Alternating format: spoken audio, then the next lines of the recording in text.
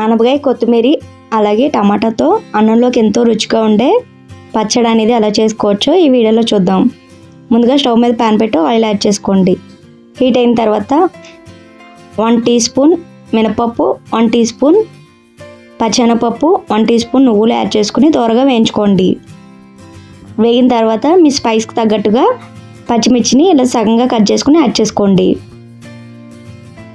అవి కూడా బాగా ఫ్రై అయిన తర్వాత ఇప్పుడు వీటిని ప్లేట్లో తీసుకుని పక్కన పెట్టి చల్లారనివ్వండి.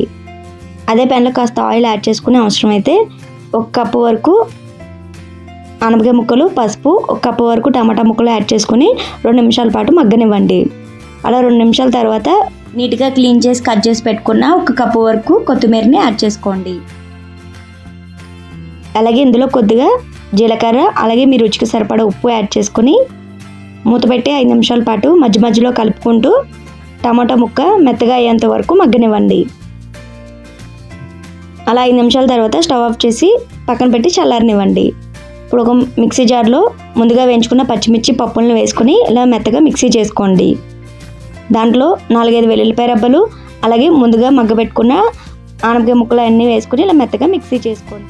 అంతే అండి, ఎంతో రుచిగా ఉండే ఆనపకాయ, కొత్తిమీర, టమాటా పచ్చడి అనేది రెడీ అయిపోయింది. దీనికి తాలింపు కూడా అవసరం లేదండి.